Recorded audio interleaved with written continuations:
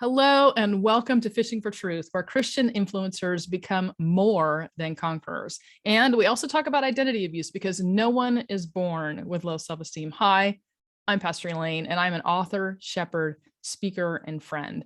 And I love being able to come and share with you each week a new episode about conquering. Now, I was sadly adopted as a baby by a child molester, and that caused a lot of chaos in my life, as well as chaotic relationships and an addictive mindset, and just really a lot of interpersonal problems. However, now I get to live each day as more than a conqueror because of my own personal journey of healing, as well as professional education and God's revelation. I also get to help others embrace their God-given identity, conquer their self-doubt, and then speak with professional confidence. So I hope that you have decided to write some good notes today because I want you also to live as more than a conqueror.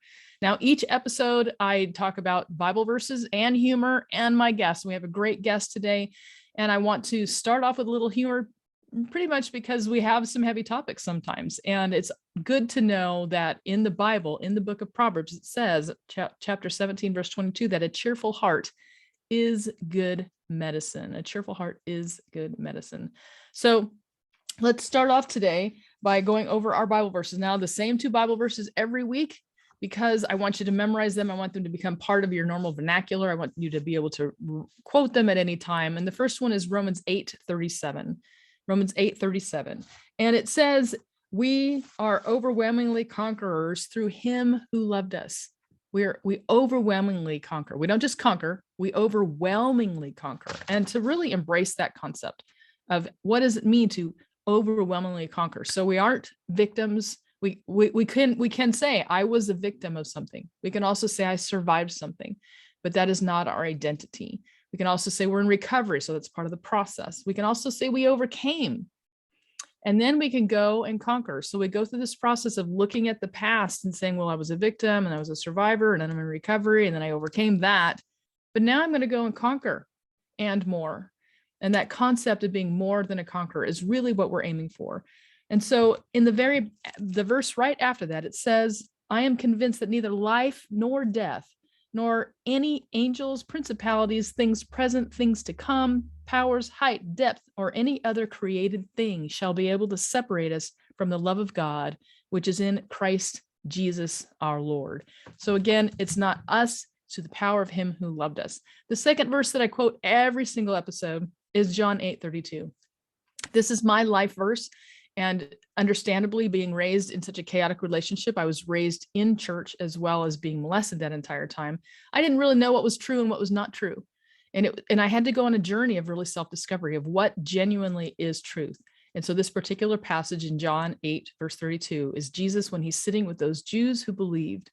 And he said, when you embrace my teachings, you are then my disciples, and you will know the truth, and the truth will set you free.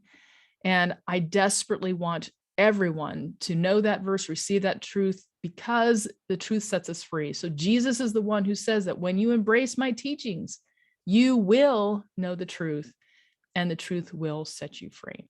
So take the time again to look those up if you have not yet, and memorize them and repeat them, post them somewhere in your home, and know that these are the ways that we become more than a conqueror through that truth. All right, so our humor of the week, a little bit different this time. This come from Holy Hilarity. It's a book that was written in 1999. In the 1900s, I thought that was really kind of funny. Something that my guest actually put on her bio.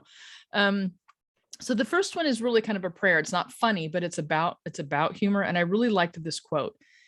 He says, his name is George Cheever, and he says, for health and constant enjoyment in life, give me a keen and ever-present sense of humor.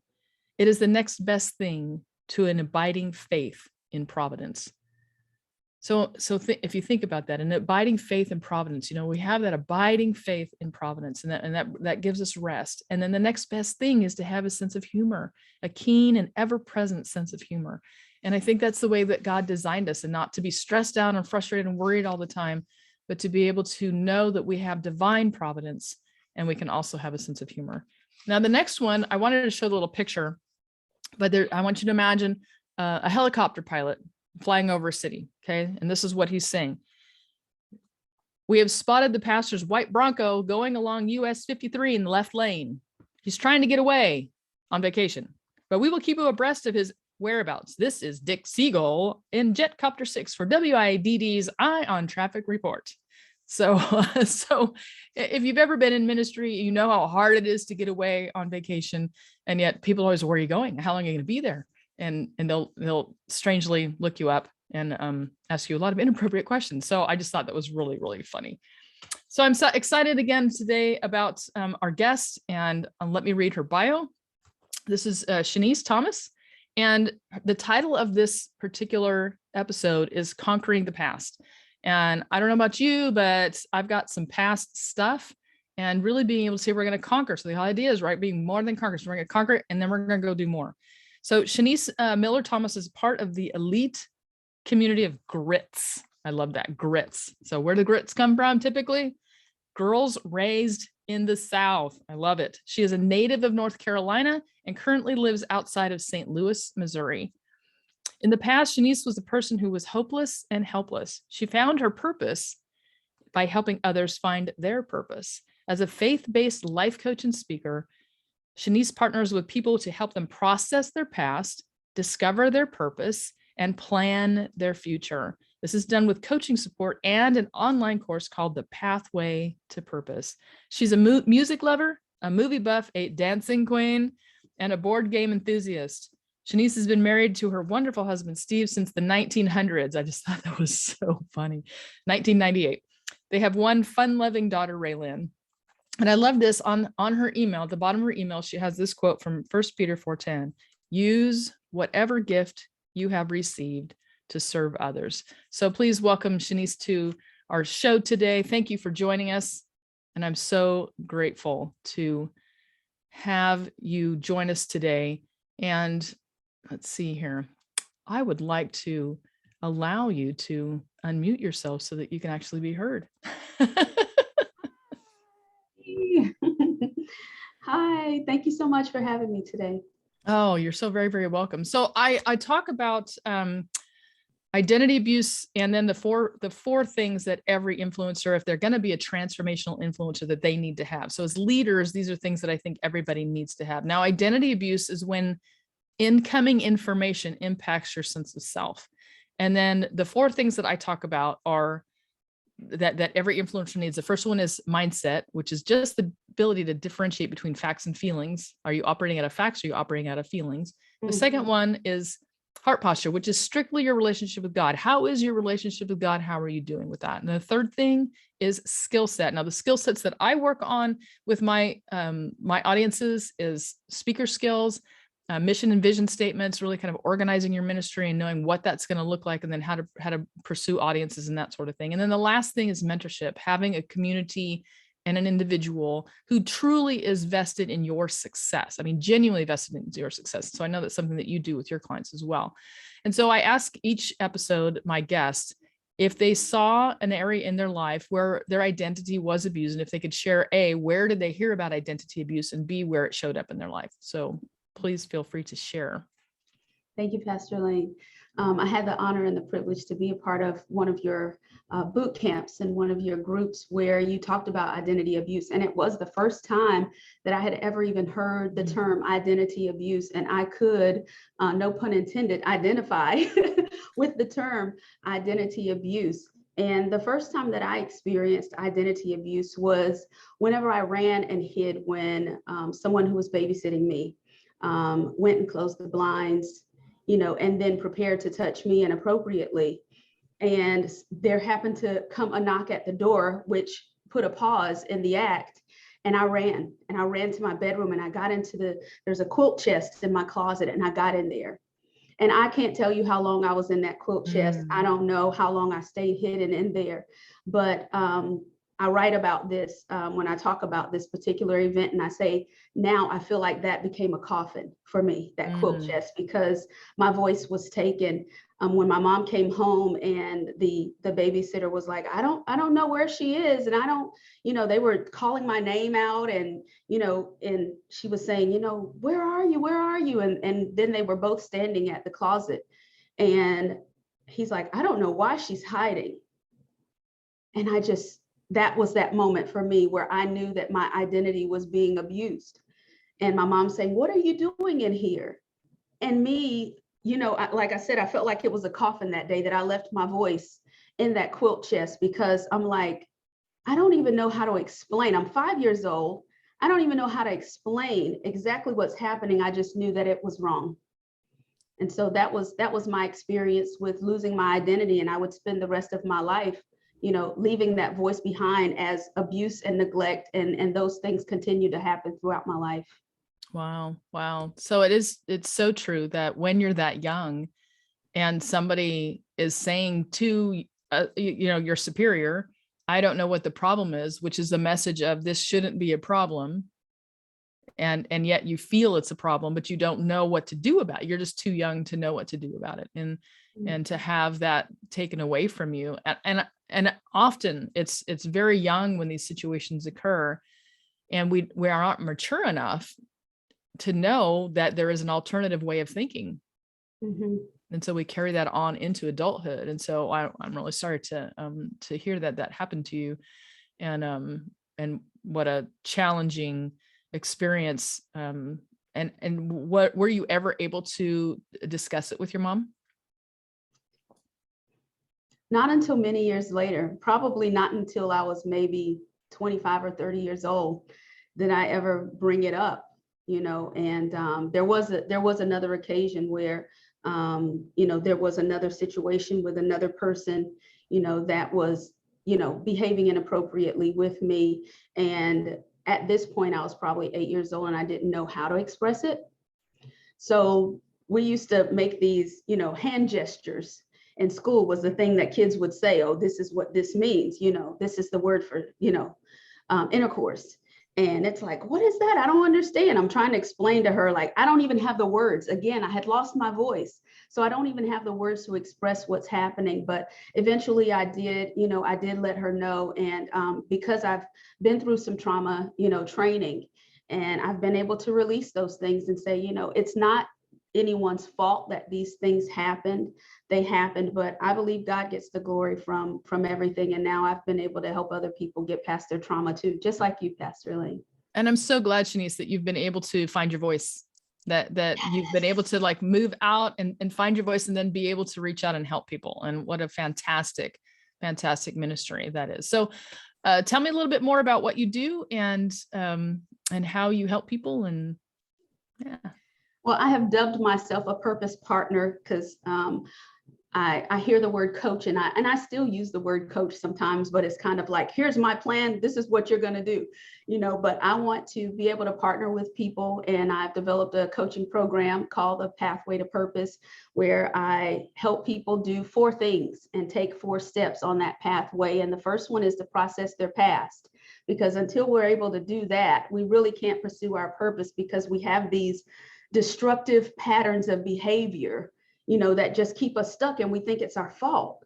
But when we finally figure out that, hey, something happened to me and I didn't process it and it caused me to have these survival, defenses in my life that, okay, they don't serve me anymore, but I'm still using them, but now they're hindering me. So I help them process their past. And then we talk about pursuing your purpose, which is just looking at what gifts and talents you have, like the scripture you mentioned that I have on my email, which is use whatever gift that you have. We all have a gift. And it's like, whatever that gift is, use it. And then we plan out that purpose, take that action plan. What steps do you need to take? Do you need a mentorship? Do you need to shadow someone? And then lastly, I call it step 4, ever. Step 4, ever, because we never arrive.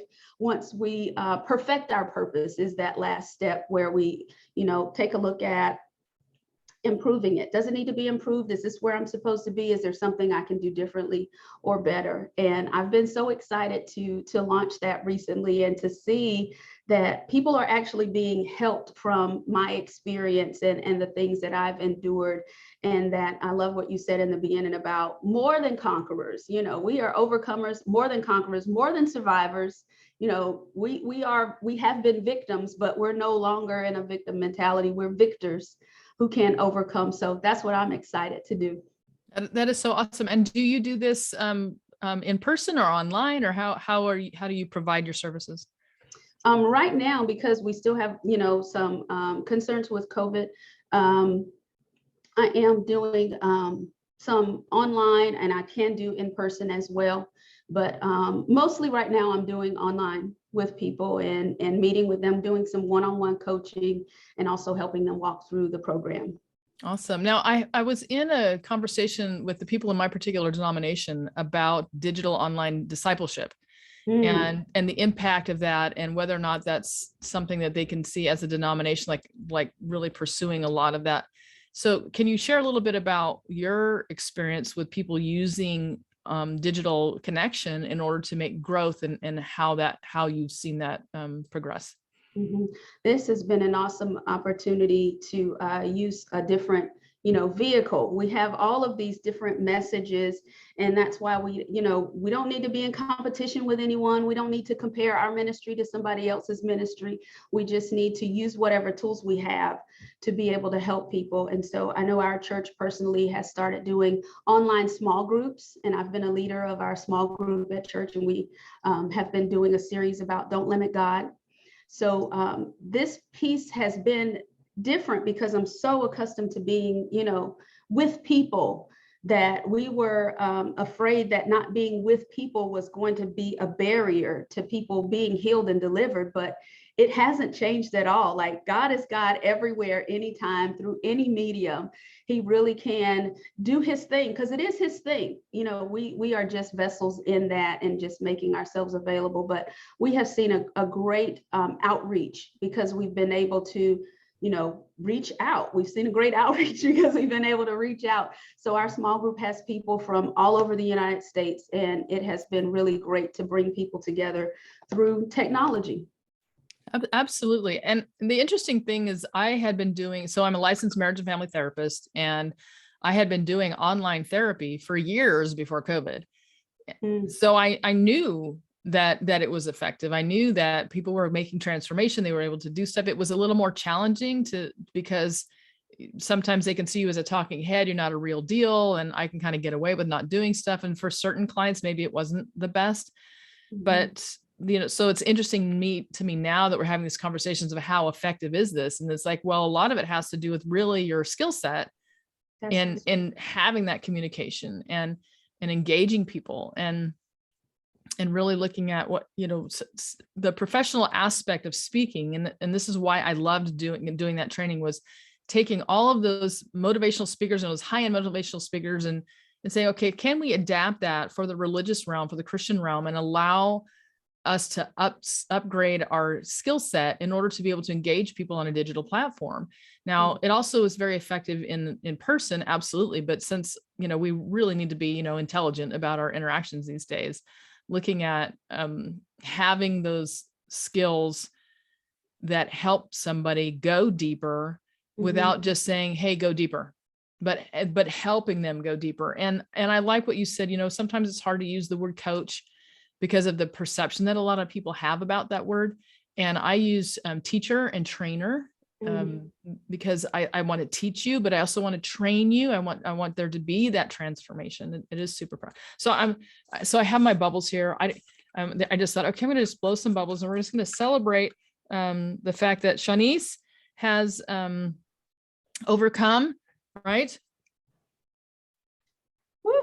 And she is more than a conqueror through him who saved us and who loved us, right? Hallelujah. Yes, because that's what it says.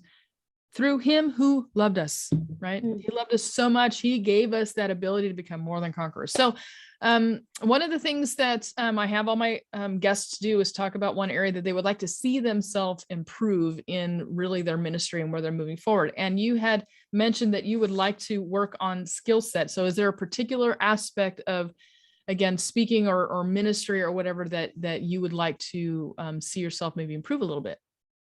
Well, I always believe that being a lifelong learner, because I formerly was a school teacher and then an assistant principal. So I love learning and I love academics. So I'm always trying to find out what skills I can, I can get better at. What things can I do better? And since I'm starting to run a new business and I'm learning how to deal with people and coach people, there's always something that you can learn more about. I'm a logistics person, so I'm a work smarter, not harder. Let's figure out what's the best way to kind of, gather the cats, herd the cats and get everybody going in the same direction. So from that point of view, just, learning more about specifically groups. I'm finding that people do like one-on-one, but the power, I'm in my experience with our small groups, the last couple of years that I've done that, is that there is so much power in that shared experience. So learning more about, just how to help people in a group setting. Well, one of the things, because I'd done groups in person and it is different online, that I do, and I didn't realize the benefit of doing this until I watched somebody else who was running a group and everybody was just sitting there staring at him. So I private message, and this is a multimillionaire who does like marketing for people.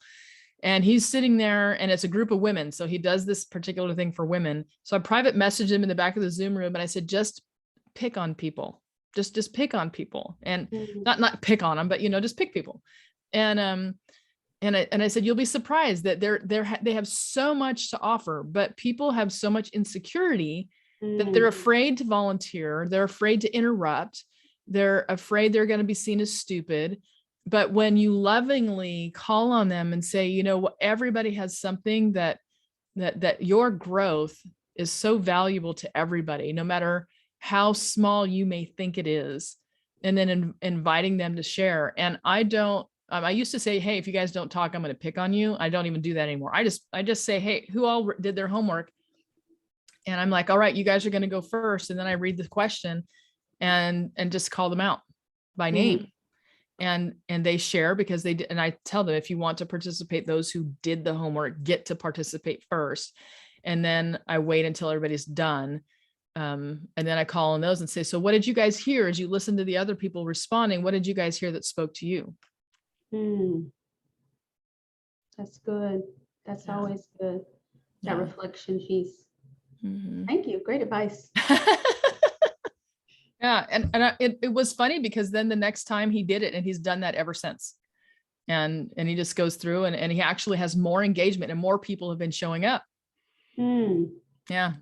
That's awesome. Right. And so some of that is just inviting them to participate and knowing that it's safe and modeling that for them. Absolutely. Gosh, I don't know if I have any other group. I mean, there's always somebody who wants to talk a lot. Always somebody who wants to talk a lot. One. Yeah. And asking, and that's where the selection process, when I get to select who's speaking, then it becomes, more controlled in that regard. And there's somebody who wants to talk, but isn't paying attention. So I had one person who was continually in their car and they just be talking on the Zoom call and they're just driving and talking and talking and talking and talking and not paying attention at all. And then trying to kindly say, thank you so much. Thank you so much. Let's give so-and-so a chance to, participate. And yeah, that's always a challenge. Yeah. And so what do you like the most about what you do? Wow. I think what I like most is what I got the least myself, which was someone to listen. I've always been so much of a talker, and I have found that in partnering with someone and helping, like you said, to teach and coach and train them, sometimes people don't even really need you to say much at all. They really just want to have a safe place where they can just talk, and people tell you those things and share those things with you that they've never told anyone. They're like, I've never told anyone this, but blah, blah, blah, blah, blah, And a lot of times, I'm in that coaching session with them and I have notes, but I have learned to yield myself and say, I have an outline. God, this is your agenda. What would you like to say? How would you like for me to lead? So even though I'm there as the person who's supposedly the expert, I really do yield to the Holy Spirit and just say, what would you have me to do for this person? And sometimes just out of listening to them, I'm able to, help them find some insight in what they're telling me. Perfect example was I was speaking with one of my clients, and she was talking about all the weeds in her yard. And I said, you know what? There's a natural illustration for every, I said, there's a spiritual truth for every natural illustration. I said, because, God created nature, so he really is always speaking to us. And I said, you need to go and pull up every weed in your yard. And while you're pulling up those weeds that are choking out this beauty, I want you to ask God to uproot everything in my life that's not like you. And I mean, she sent me a message back and she was like, wow, that was so powerful. And I'm like, that wasn't in my notes. I didn't come up with it. Like, really just in the flow of the Holy Spirit. So being able to serve people in that way and just listen. Absolutely. I had the same, a similar instance, not as powerful, I think, but I was this morning in a group of clergy women. So I have a private group of just senior pastor women. Mm-hmm. And having this conversation with one of them, and we were talking about that striving that we have to be a bigger church or a bigger ministry or a bigger something. And even though we're trying to resist that striving, it seems like this constancy. And what came out of my mouth was, be dedicated to the mission, not to attention. Ooh. Yeah. And we're like, wow. Okay, that wasn't me, but we're like, we need to write that down. And so I posted that online. I'm like going, yeah. So we get these little downloads of just like, let's be dedicated to the mission and not attention, and just really listen to God when we're having these interactions with people, to allow him to say something that's new. I tell people all the time, I've been doing this for 20 some odd years, and I give God all the credit. I'm like, that stuff is not like I'm sitting back thinking of cool things to say. I'm just sitting with people and then just allowing God to use my head and my mouth to be able to give people what they need to hear. Absolutely. Absolutely. That is awesome. So I was going to say this too, and because it goes along with what you say. So I have this little handout. It's for transformational influencers. And the whole idea is we want transformation, not just information. I know that's your heart as well. We don't want to just sit with people and say, hey, here's a bunch of more information. We want to see transformation. We want to embrace that transformation. Sorry. And on here, we talk about mentorship. That was the number 4 thing that I mentioned. And it was having someone who was truly invested in your success. I mean, truly invested in your success. So I know that I do this. I know that you do this, that when you're working with somebody, you truly are vested in their success. Now, there might be a business aspect of that, but to have somebody who you trust because they're solid Christian, they've got a history of success, and they're I mean, they genuinely want you to succeed. That. I mean, you can feel that. And so, I mean, would you agree with that? Mm-hmm. Absolutely. And I think more than anything, as people who are social creatures, part of our instinct and part of our survival has to do with being able to analyze threats, being able to say, is this a friendly person or is this a foe? It's what keeps us alive. And so we're constantly reading those cues from people, even the nonverbal cues from people. And, whether we name the name of Christ or not, it really is our walk that people are looking at, and they're surveying us, and they're looking at what we post, not just what we say. And so people really do know when you genuinely care about them, and they can tell in how you not just treat them, but how you treat other people, how you speak of your family, how all of those words really do matter in what we say. And I have learned that through my growth, I've become a lot more quiet. Yes, absolutely. And learning how to listen and be tuned in, and to be, like you said, condense it all down and then give them something that's of value, and not just talk for talking's sake. And so if you're interested in this particular handout, it's available on my website, which is fishingfortruth.com, fishing the number 4truth.com. And Shaniece, how can they get a hold of you? Awesome. I have a link tree where people can see all of my different social connections, and that's link, and then they have tr.ee link tree, the Purpose Project CO. And there they can also book a free consultation. They can connect with my Facebook, Instagram. I was terrified, but I did start a YouTube channel. Nice. Well, I just want to say thank you so much for joining us today. And I hope that if Shaniece has really encouraged you to really look for your purpose, that you'll look her up and connect with her. And hopefully we'll have you on again sometime. Thank you so much.